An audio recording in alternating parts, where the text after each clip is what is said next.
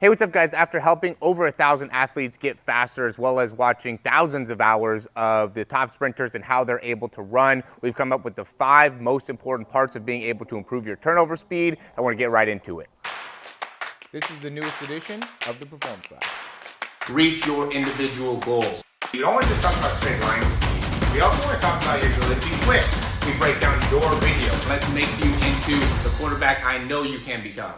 All right, starting off with number 1 is going to just be the range of motion of the toe and of the ankle. So what we need to be able to do as that foot's coming off the ground is we have to be able to have plenty of range to be able to get the heel to be able to go straight up. What I see is there's athletes that have a hard time with being able to get a good turnover because as their foot comes off the ground, they'll end up having their foot go either in to outwards instead of being able to come right up and through. If you don't have the range of motion within the foot, within the ankle to be able to come right up and through, you're not going to be able to have as good a turnover. Number 2 is simply the toe off angle. So going off of that, if my foot is coming off the ground and I'm pushing backwards with my foot, right? So instead of my foot going here and being able to come right up and through and being able to get a good cycle there, if my foot ends up going back at the toe off, or again going into out or in, if the angle with as my foot's coming off the ground is not straight up and through, then we're not going to be able to have as fast a turnover. Number 3 is just going to be effective knee bend. So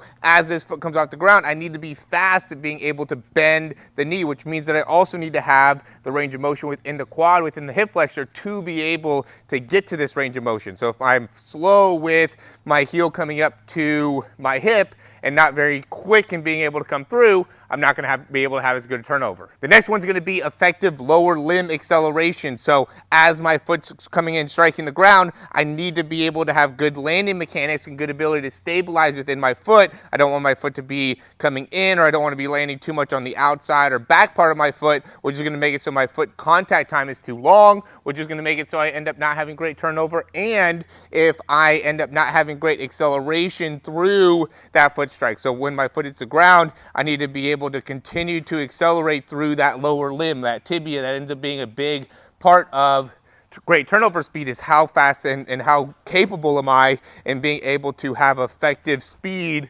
through that lower limb as my foot's on the ground.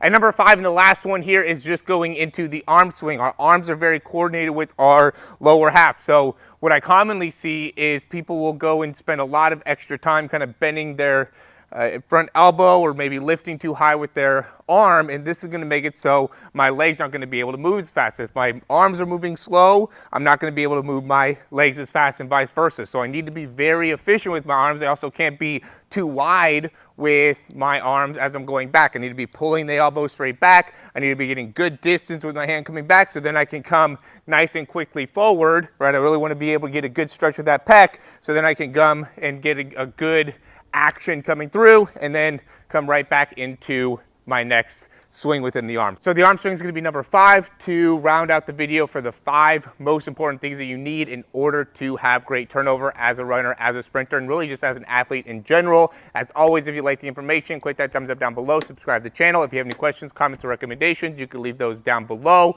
Also check out some of the things we have in the description and ways that we could help you improve your speed. We have a ton of great programs, very customizable. That's what I'm all about, is making it so I can give you a clear understanding of what it is you need to work on as an athlete. I just did a breakdown with a client. They're from Pennsylvania, and the main thing that they said was just like, man, it was just very clear. It was a block start, and it was just very clear in the explanation of it. And, you know, it's a great compliment because that's really something that I try to be very specific on, is I want to make it so we're very detailed, we're very specific on what it is you need to do, so then you can actually get better. And then from there, we could set up drills, exercises, Zoom, you know, then we have the opportunity to be able to get very specific into what are the next steps. But if you don't know what it is that needs to improve, or if you're not specific enough on what it is that needs to improve, it becomes very difficult for you to actually see the improvement that you're looking for. So again, check out the description down below. Would love to be able to answer any questions you might have about the sprinting programs and what would be the best option for you depending on what sport and what it is you're trying to do.